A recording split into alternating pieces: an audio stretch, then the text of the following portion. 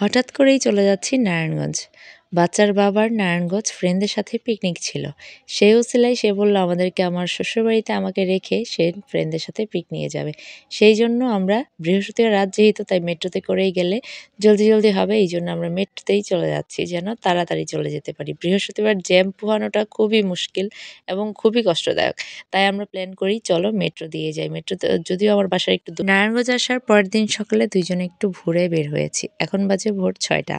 ভোর টাইমে বের হইলে আর সবকিছু যদিও বন্ধ থাকে, এই যে দেখেন পিছনে ফলের দোকানগুলা এখানে সবসময় জমজমাট থাকে আর এই গলিগুলা একদম হাঁটাই যায় না। সেই জায়গায় একদম ফাঁকা। সকাল ৬টা বাজে এইরকম ফাঁকা রাস্তায় হাঁটতে খুবই ভালো লাগে। আর হাঁটতে চলে আসছি কালীবাজার। কালীবাজার সবজির বাজার। এখান থেকে পুরো নারায়ণগঞ্জ শহরে বিভিন্ন জায়গায় সবজি নেওয়া হয়। তবে পাইকারি বাজার হচ্ছে এখানে। এখান থেকেই সব বাজারে সবজি যায়। তো এই যে দেখেন আপনাদেরকে ভিডিওর উছিলায় দেখাই দিলাম আমি কালীবাজারের সবজি বাজার।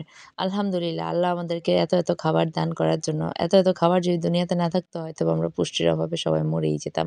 তো এত সুন্দর খাবারের মাঝখানে চলে আসছি ফুলের বাগানে। কালীবাজারে একটু সামনে আসলে সকালে এরকম ফুলের বাজার বসে। আর নারায়ণগঞ্জ যেহেতু হিন্দু লোক বেশি থাকে, তো এই জায়গায় কালীবাজার যেহেতু হিন্দু লোকও বেশি থাকে এইজন্য এইখানে সকালবেলা পূজার জন্য অনেকে ফুল নিতে আসে। বেশিরভাগ জনের পূজার জন্য নিতে আসে। কেউ বিয়ে-শাদির জন্য অনেকে অনেক রকমের ফুল নিয়ে যায়। তবে এটা হচ্ছে পাইকারি ফুলের বাজার। কালীবাজার পাইকারি ফুলের বাজার হচ্ছে এইটা। বলুন তো কত সুন্দর লাগছে না? দেখতেই কত সুন্দর লাগে। ফুল জিনিসটাই এত মধুর আর এত সুন্দর। মনে হয় খেয়ে ফেললেও এটা মধুরের মতো মজা লাগবে। যাই হোক অনেক সুন্দর আলহামদুলিল্লাহ। এরপর আমরা হাঁটতে আজকে তো পুরা নারায়ণগঞ্জ শহরটাই হাঁটবো। হেঁটে নারায়ণগঞ্জ সকালবেলা যা পাওয়া যায় আমার এই ব্লগটিতে সবকিছু আপনাদের সাথে শেয়ার করব। তবে নারায়ণগঞ্জ আসছি আমি ২ থেকে ৩ দিন ছিলাম। তো সকালবেলা চলে আসছি হাঁটতে হোটেলে। হোটেলে এসেই একটা পুরনো বিখ্যাত হোটেলে আসছি। সেই বিখ্যাত হোটেলে বিখ্যাত চা নাস্তা ২ জনে মিলে খেয়ে নিলাম। মাঝে এরকম ২ জন খেতে ভালোই লাগে। বাসায় এসে সবার সাথে আবার নাস্তা করলাম। করে এই যে চা নিয়ে বসছি আর টিভি দেখছি। আর এদিকে আমার বাচ্চারা খুব আনন্দ খেলছে। ২ জন তো এসে দেখি ঘুম থেকে উঠে দাদির সাথে খেলা করতেছে, নাস্তা খাইতেছে, তাদের মতো করে মজা করছে। আসলে দাদির বাড়ি আর নানির বাড়ি বাচ্চাদের জন্য সবচেয়ে মধুর বাড়ি। সেইখানটায় তারা সবচেয়ে মজা পায়। সন্ধ্যায় একটু বের হলাম। বড় মেয়েকে সাথে নিয়ে নিলাম, ছোটটারে বাসায় রেখে দিয়ে আসছি। সন্ধ্যা না এখন বিকেল একটু পার্লারে গেলাম নিজেকে সময় দেওয়ার জন্য। এখন একটু চেষ্টা করছি নিজেকে একটু সময় দেওয়ার। অনেক বছর হয়ে গেছে নিজেকে সময় দিই না। মা হওয়ার পর থেকে নিজেকে সময় দেওয়া একদমই ভুলে গিয়েছি। তাই ভাবলাম না এখন থেকে নিজেকেও একটু সময় দিতে হবে। নিজে একদম এলোমেলো হয়ে গিয়েছি। যাই হোক চুল কাটা কেমন হয়েছে এবং চুলের ট্রিটমেন্টটা কেমন হয়েছে অবশ্যই জানাবেন। বাসায় গিয়ে দেখি আমার শাশুড়ি চা নিয়ে হাজির। আমাদের বাসায় না সারাদিন এরকম একের পর এক চা চলতেই থাকে। আমার ভাসুর আসছে, আমার ননাস, তাকে নিয়ে তো আমি পার্লারে গিয়েছিলাম, সে টায়ার্ড হয়ে গেছে। তাই এখন চা খাবে, আমরা সবাই চা হঠাৎ করে রাত ৯টা বাজে মনে হলো একটু বাইরে থেকে হেঁটে আসি, চা খেয়ে আসি। বাইরেও আসলাম আর আমার অ্যাডভোকেট ননাসের অ্যাডভোকেট কলিগদের সাথে দেখা।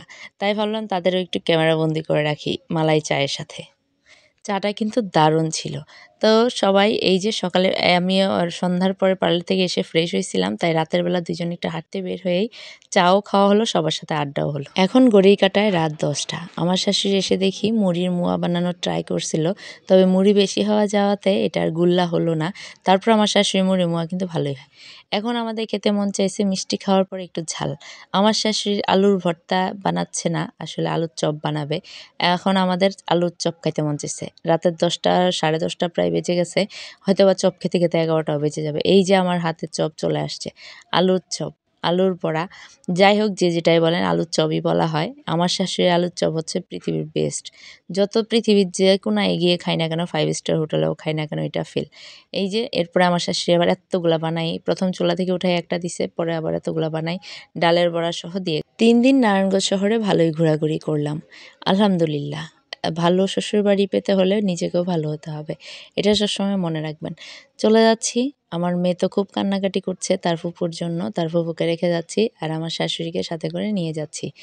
আর এই যে চলে আসছি চাষাঢ়া। চাষাঢ়া এসে ০.৫ ঘন্টা জ্যামে বসেছিলাম। এই জ্যামটা যে কবে ক্লিয়ার হবে আমি জানি না। তবে যারা নারায়ণগঞ্জে যারা আমার ব্লগটা দেখছেন তারা কি করণীয় কিছু তো করেন প্লিজ। এই নারায়ণগঞ্জের চাষাঢ়ার জ্যামটা ভালো লাগে না। যাই হোক সবাই ভালো থাকবেন, আমার ব্লগের পাশে থাকবেন। আসসালামু আলাইকুম।